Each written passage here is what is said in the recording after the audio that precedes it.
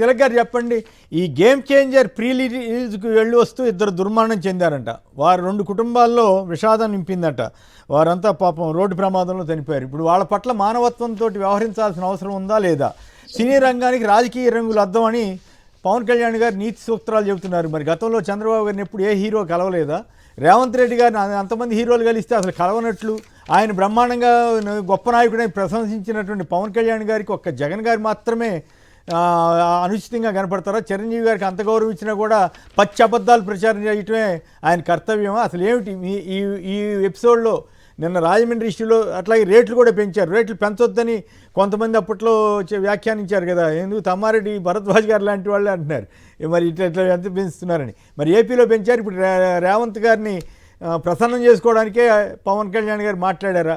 ఇప్పుడు ఓవరాల్గా దీని మీద మీ అభిప్రాయం ఏంటి? ఫస్ట్ యాక్సిడెంట్ మీద, తర్వాత పవన్ కళ్యాణ్ స్పీచ్ మీద మాట్లాడారు. కేసర్ గారు, ఈ ప్రమాదంలో ఇద్దరు చనిపోయిన దాని మీద ఇంతవరకు కనీసం సానుభూతి కూడా ప్రకటించాల. వెళ్ళి పరామర్శిస్తారా, నష్టపరిహారం ఇస్తారా వేరే విషయాలు. కనీసం సానుభూతి ప్రకటించాల. అదే మనిషి అల్లు అర్జున్ వెళ్ళి పలకరిస్తే, లేకపోతే సినిమా ప్రొడక్షన్ లో వెళ్ళి పలకరిస్తే ఇంత దాకా వచ్చేది కాదు, ఓటితో పోయేదాన్ని గొడ్డల దాకా తెచ్చుకున్నారనే కామెంట్ చేశారు పవన్ కళ్యాణ్ గారు. తర్వాత అరెస్ట్ చేయడం తప్పు లేదన్నారు. మరి ఈ కేసులో ఎవరిని అరెస్ట్ చేయాలి? ఆర్గనైజర్స్ అరెస్ట్ చేయాలా? అందువల్ల ఆయన ఉపన్యాస సారాంశంలో 2-3 అంశాలు ఉన్నాయండి. ఒకటి, జనసేన పార్టీ ఎన్నికలకు ముందు డబ్బులు లేవు, ఆ డబ్బులు సమకూర్చింది దిల్ రాజు గారు సినిమా ద్వారా. సో అందుకోసం ఆయన ప్రీ రిలీజ్ ఫంక్షన్ కి పర్మిషన్ ఇచ్చారా? రేట్లు పెంచుకోవడానికి పర్మిషన్ ఇచ్చారా? ఒకటి. 2, మూలాలు మర్చిపోకూడదు ఎప్పుడు కూడా. నేను ఉన్నానంటే, రామ్ చరణ్ ఉన్నానంటే మా చిరంజీవి గారు అన్నాడు. అంటే అల్లు అర్జున్ ఉద్దేశించి అన్నట్టుగా ఒక ప్రచారం జరుగుతుంది. మూలాలు అల్లు అర్జున్ మర్చిపోలేదుగా. అల్లు రామలింగయ్య గారి పేరిట ఒక అవార్డు కూడా ఇస్తున్నారు. వాళ్ళేం మర్చిపోవాలి వాళ్ళ తాతగారిని. ఈయన మర్చిపోయి చిరంజీవి గారిని కొన్నాడు పాటు, కొన్ని సంవత్సరాల పాటు చిరంజీవి గారి కుటుంబానికి దూరంగా ఉన్నాడు ఈయన. మంచి పాయింట్ గుర్తు చేశారు. సంబంధిత వీడియో కూడా ఉంది.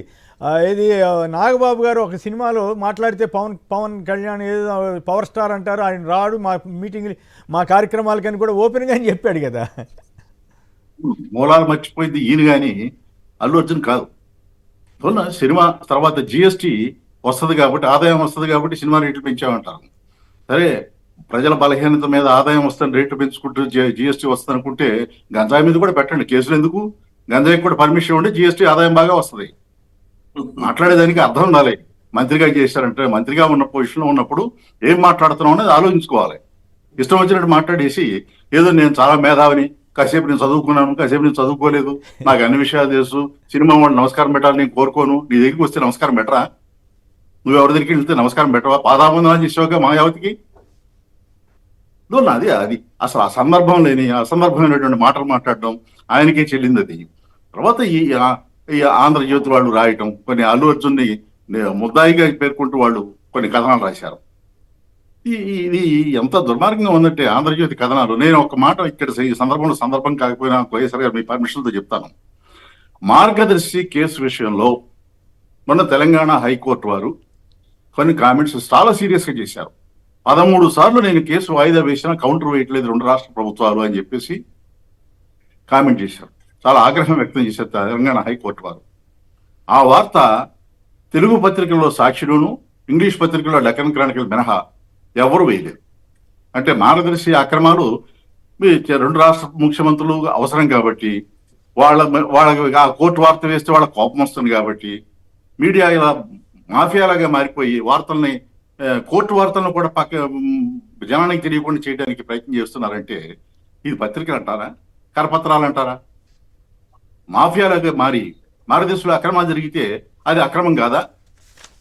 చంద్రబాబు నాయుడు కేసులు మాఫీ చేయించుకోవడం కోసం అధికారులను బెదిరిస్తుంటే వార్తలు కాదా?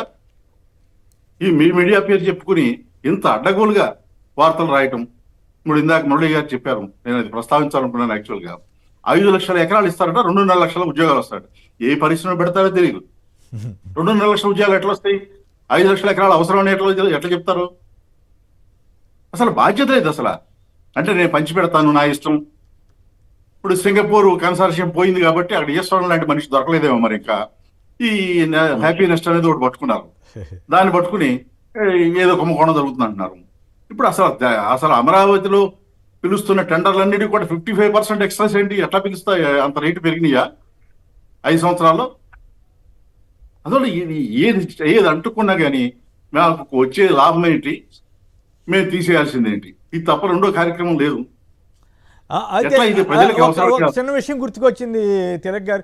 మీరు హైకోర్టులో ఈ కేసులన్నీ వేరే రాష్ట్రానికి బదిలీ చేయాలని ఏదో పిటిషన్ వేసినట్టున్నారు. ఏ దశకు వచ్చింది అది? అంతవరకు మాట్లాడొచ్చేమో. లేదంటే అది కూడా విచారణ ఇంకా కౌంటర్ వేయాలండి. Okay. Counter stage admission stage లోనే ఉంది అది. ఓకే. ఇప్పుడు ఈ దేశం మొత్తం మీద ఒక వార్త వచ్చింది మన 3 రోజుల క్రితం. కేంద్ర ప్రభుత్వం కానీ రాష్ట్ర ప్రభుత్వాలు కానీ వాళ్ళకి ఇష్టం లేని కేసుల్లో కౌంటర్ వేయకుండా కాలం గడపడం సంవత్సరాల తరబడి. ఇది చాలా పెద్ద ఎత్తున జరుగుతుందని ఒక వార్త వచ్చింది ఆంగ్లపత్రికలో. ఓకే. అట్లాగే అదే పద్ధతిని ఆంధ్రప్రదేశ్ కూడా పాటిస్తుంది. ఇప్పుడు నేను ఆంధ్రజ్యోతి రాధాకృష్ణ గారి పవర్ ప్లాంట్ విషయంలో ఒక కేసు వేశాను. ఇప్పటికి 10 మాసాలు దాటిపోయింది. కౌంటర్ వేస్తామంటారు, వేయరు. కొన్నాళ్ళేమో మాకు నోటీస్ అవ్వలేదంటారు. ఈ రకంగా కోర్టులతో కూడా వాళ్ళకి న్యాయ వ్యవస్థ పట్ల గౌరవం లేదు. ప్రభుత్వాల్లో ఉండే వ్యవస్థను ధ్వంసం చేసుకుంటూ పోతారు. చెప్పే నీతులు మాత్రం చాలా బాగా చెబుతూ ఉంటారు. అదేమంటారు, గత పాలకులు 5 ఏళ్లలో జగన్ వ్యవస్థలన్నీ ధ్వంసం చేశారు. మరి 14 ఏళ్ళు పరిపాలించిన చంద్రబాబు నాయుడు వ్యవస్థలన్నీ బ్రహ్మాండంగా చేశారా? 5 ఏళ్లనే ధ్వంసం చేశారా అండి? ఆర్గ్యుమెంట్ చేసిన పద్ధతి లేదు. ఈ ఆర్గ్యుమెంట్ కి అనుగుణంగా తెలుగుదేశం పార్టీ అనుకూలంగా ప్రచారం చేసేటువంటి పత్రికలు, మీడియా ఎంత దారుణంగా అంటే, మీకు టీవీ పేరు చెప్పను కానీ నేను ఒక మాట చెప్తాను. గత వారం రోజులుగా అమరావతిలో అద్భుతంగా కనపడుతుందంట వాళ్ళకి. ఎందుకు కనపడుతుందో ఏమిటో. రోజు చెబుతానే ఉంటా, బిల్డప్ బాబాయ్, ఈనాడు, ఆంధ్రజ్యోతి రోజు అమరావతి అసలు అదిరిపోతుంది అంటే కేవలం రియల్ ఎస్టేట్ హైప్ కోసమే తంటాలు పడుతున్నారు సంగతి అర్థమవుతుంది కదా. ఆ టీవీలు కాదండి, వేరే టీవీ. ఆ టీవీ యజమాని కొడుకెళ్ళి చంద్రబాబు నాయుడు గారిని కలుస్తాడు. ఓహో, అచ్చా, అప్పుడు తప్పేం కాదు పవన్ కళ్యాణ్ గారి దృష్టిలో. పవన్ కళ్యాణ్ గారు అసలు ఆయనకి ఒక విధానం లేదులేండి. అసలు ఆయన దురదృష్టం ఏంటంటే 20 సీట్లు రావడంతో ఆయన ఏ ధోరణిలో ఉన్నాడు. చంద్రబాబు నాయుడు గారు ఒకసారి చెప్పాడు పవన్ కళ్యాణ్ గారికి, ఎన్టీ రామారావు పార్టీ బిట్టంత గొప్ప నాయకుడు అయినప్పుడు కూడా 100% సీట్లలో గెలవలేదు, నువ్వు చాలా గొప్ప నాయకుడు అని చెప్పాడు. ఇక అది పట్టుకుని ఆయన నిద్రపోట్ల ఆయన. ఏంటో ఈ ధోరణి నాకు అర్థం కాదు. అంటే పార్టీలు ప్రజల్లో పనిచేయాలి, ఓట్లు వస్తాయా రావా అనేది. ఏమంటే నేను ఒక మాట చెప్తాను, ఇప్పటికి 60-70 సంవత్సరాలుగా కమ్యూనిస్ట్ పార్టీలు పనిచేస్తున్నాయి. ఓట్లు వస్తాయా రావా అనేది వాళ్ళ క్లారిటీ కాదు. వాళ్ళు పని చేసుకుంటూ పోతారు. ఓకే, ఆ పద్ధతి లేదు. పవన్ కళ్యాణ్ గారు, సరే నేను ఇంకో మాట చెబుతా. పవన్ కళ్యాణ్ గారు నిన్న విశ్వ హిందూ పరిషత్ వారి మీటింగ్ జరిగింది. ఈయన సనాతన ధర్మం గురించి మాట్లాడతాడు. ఈ నిజంగా హిందూ ధర్మం మీద ప్రేమ ఉంటే ఈయన పిలవక్కర్లేదుగా, వెళ్ళి మా మీటింగ్కి వెళ్ళాలి కదా. ఓకే, వల్ల ఆయన విధానాలు ఏంటో ఎవరికీ అర్థం కాదు.